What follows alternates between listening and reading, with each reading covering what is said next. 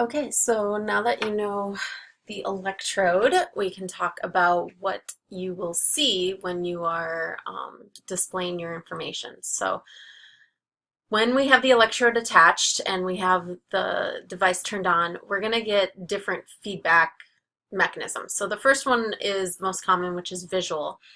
Okay, you can have an oscilloscope where it would be kind of a running graph, and you would see peaks when the muscle is contracting and flatline when it's not. You can have lights, which is what our machine does, where you see the lights light up as the person is contracting. And then you can do a relative scale of measurement. That would be, again, that idea of a measurement versus monitoring. If you actually could know how many volts you're creating at the time of contraction. It can be analog display or it can be a digital display. So it just depends on your device.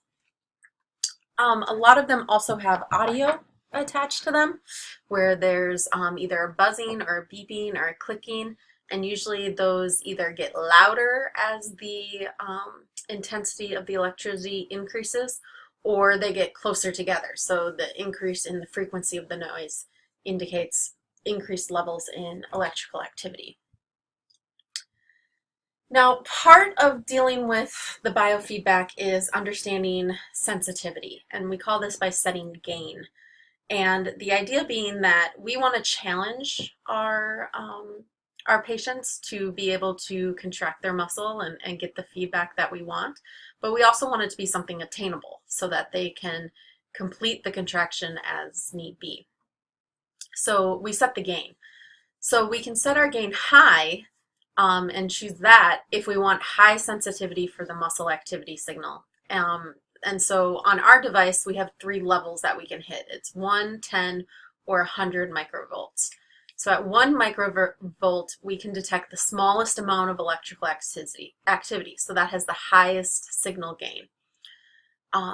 So when we're thinking about wanting to produce a muscle contraction, if we have a really high signal gain set, it's going to be really sensitive to any electrical activity. And so it's going to be lighting up all the time. So for muscle reeducation, we actually want usually a lower sensitivity, a lower gain of the signal for reading that muscle edge. So we would actually turn up the gain to either 10 or 100 microvolts so that our display keeps it that we're somewhere where we can attain the muscle contraction and get the feedback. So some lights light up, but it's not off the charts easy, as well as it's not off the charts hard. When we're trying to do relaxation, trying to get someone to completely relax their muscles, then we want a really high sensitivity. So we'd want to be at that 1 microvolt or maybe 10 microvolt, because we'd want them to be able to eliminate all electrical activity. And so if we're catching on any of it, we would want to know. So muscle re-ed, we want to be 10 or 100 microvolts. Muscle relaxation, we'd want to be at 1 or 10 microvolts. And this is kind of big stages. Then within our machine itself, we can adjust the sensitivity more slightly within each of these larger gain signals.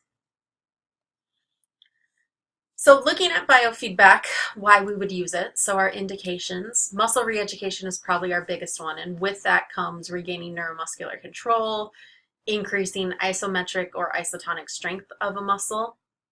Again, mainly due to the fact that we are able to now have the neuromuscular control back in. So the biofeedback itself doesn't strengthen, but what it does is allow the individual to now regain control of that muscle more effectively so that they can increase strength.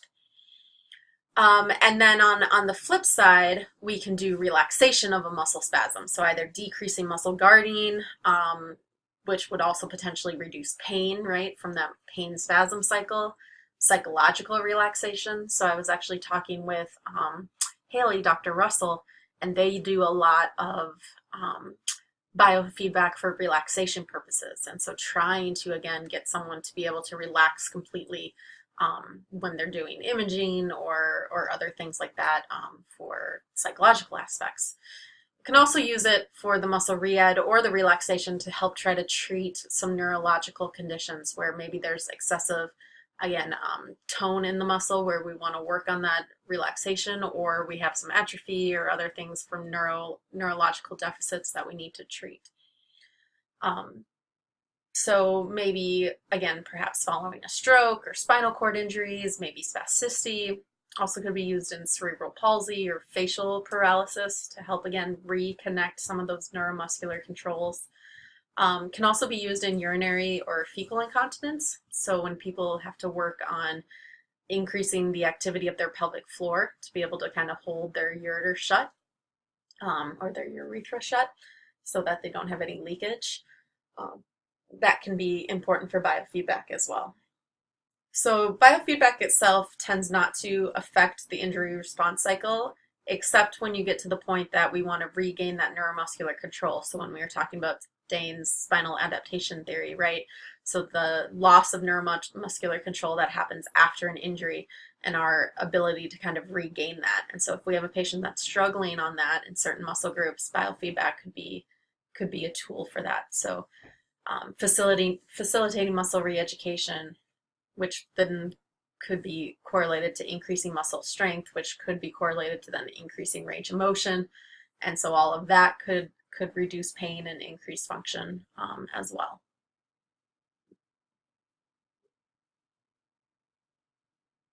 So also thinking about what you would need in order for biofeedback to happen.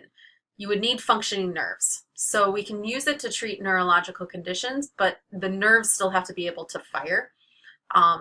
So if we have a complete spinal cord disruption or the nerve is disrupted in that matter, we could use it as counter for other treatments, but that muscle group has to have a at least partially functioning nerve so that we can get neurological control and motor activation of that nerve. You need tissues that can withstand the tension and the stress. So especially with the muscle re-ed, if we're going to try to create a muscle contraction, you have to be far enough into the repair process that that's allowed, right? That tissue is strong enough, it has strong enough of a fibroblastic patch on it that we're able to create a muscle contraction without creating more problems. So contraindications are those issues, right, where muscle tension or joint motion would cause further injuries. So unhealed tendon grafts, avulsed tendons, second or third degree strains, I would say second or third degree sprains too, anything where, again, if we're not in that point of past the fibroblastic repair phase, we'd want to be careful of creating a really hard contraction in that area. A general guideline is to not use biofeedback if the patient is prohibited from moving the joint or if isometric contractions are contraindicated. So the one fun thing with biofeedback, unlike our e-stim, right, where when we attached the muscle re-ed pads for e-stim, we're pretty much just getting an isometric contraction, right? We have them contract and then we try to mimic it. With biofeedback, that's usually where we start. We have them on the table doing an isometric contraction, trying to get them. But eventually we can move this to much more functional. So if we're dealing with the quad, we have the pads on, they're working on maybe activating their VMO after an ACL injury, and we're working on that. Well, eventually we can get them up into a standing position and have them try to activate their VMO. Have them doing a squat while trying to activate their VMO. Single leg squat. Eventually they could be even doing more functional activities with the biofeedback on to give them that feedback of keeping the VMO activated. So that's kind of the fun thing, that we can move it from an isometric contraction into isotonic contractions, but we have to make sure that that's allowed and that's safe for the individual. Obviously, we wouldn't want to do it with unstable fractures because we wouldn't want to be creating muscle contractions, and any joint structure injury where, again, by contracting we could dislocate the joint or, cause further pain or injury there. So this is from your book. This is, again, kind of that idea of when are we using it. So if we have muscle activity, EMG monitors the electrical activity. There's signal amplification and processing that happens, some more technical than others, depending on the type of EMG. We have to set the feedback threshold, which is our gains. Okay. If the target below the threshold is obtained, we decrease neuromuscular activity. So if we're trying to keep that signal below a certain level, that's probably for postural adjustments or muscular relaxation. If we're trying to get it above a certain level, it's probably to increase neuromuscular activity through and re-education. So trying to delay or reduce atrophy, trying to increase muscle strength, and all for the goal of improved muscle function. So looking at some of the evidence, the efficacy of EMG biofeedback is actually clinically really well accepted for neuromuscular re-education. Less so when we talk about the relaxation. Okay, that's a little bit more. So the clinical benefits have not really been substantiated as much for both of them as the, but more so for the relaxation. That's what that statement means. Primary concern relates to the unit's accuracy. So that's, again, more of an issue when you're talking about trying to put numbers to something, trying to quantify it, especially objectively for research. When you're dealing with a patient, that electrode placement and the signal produced and the feedback we're getting, the process is much more important than the number at the end of it. And so it's hard to study it clinically without making sure that those things are handled really properly. The accuracy of the unit and getting that raw signal, the electrodes being placed and being more sensitive. But when we're working clinically with a patient, it's the outcome that really matters. And so the nitpicky details of the numbers are less of an issue.